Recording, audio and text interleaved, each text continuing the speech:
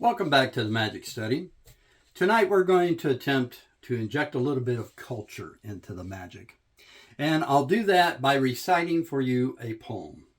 Now the poem was written more for adults, but since I do have kids that watch this channel, I will attempt to edit myself on the fly. So, here goes. I'd like to tell you a story using cards, rhyme, and wit. I composed it myself, and that's no joke.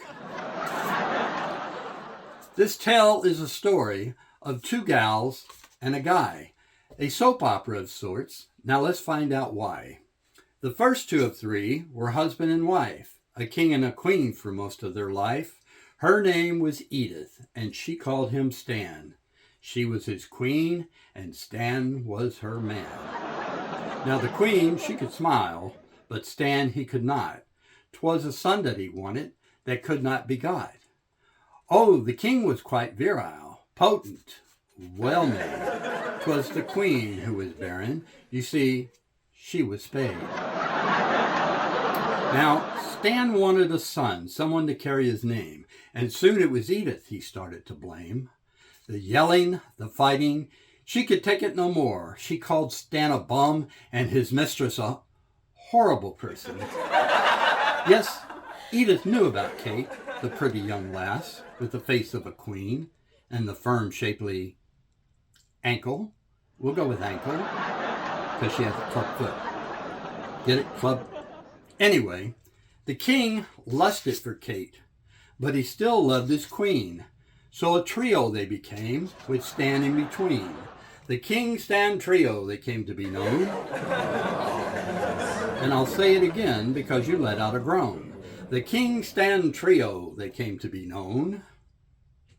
But a king with two queens would be rocking the throne. You see, lust and greed don't mix well with fate. And soon it was Edith who lusted for Kate. The two queens in love sent Stan away. But he quickly returned. You see, Stan wanted to play. They rejected him quick, locked him outside the walls, and if he returned, they would cut off his bald head.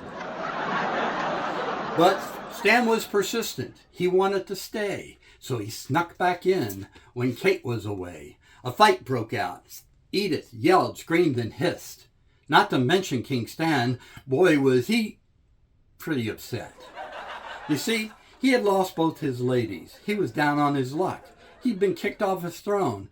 Boy, was he in a pickle. Because Kate soon returned, much to Edith's delight. But what of King Stan? He was nowhere in sight. Did he leave on his own? Or was there foul play? Keep watching Dateline. They may show it someday. So what is the moral, the lesson we learned from Kate, Stan, and Edith, and the tables they turned? Well, I told it to Stan, now I'll tell it to you.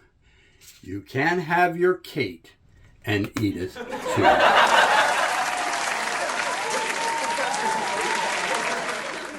You can have your Kate and Edith too. That's all I have to say. I'll bid you adieu.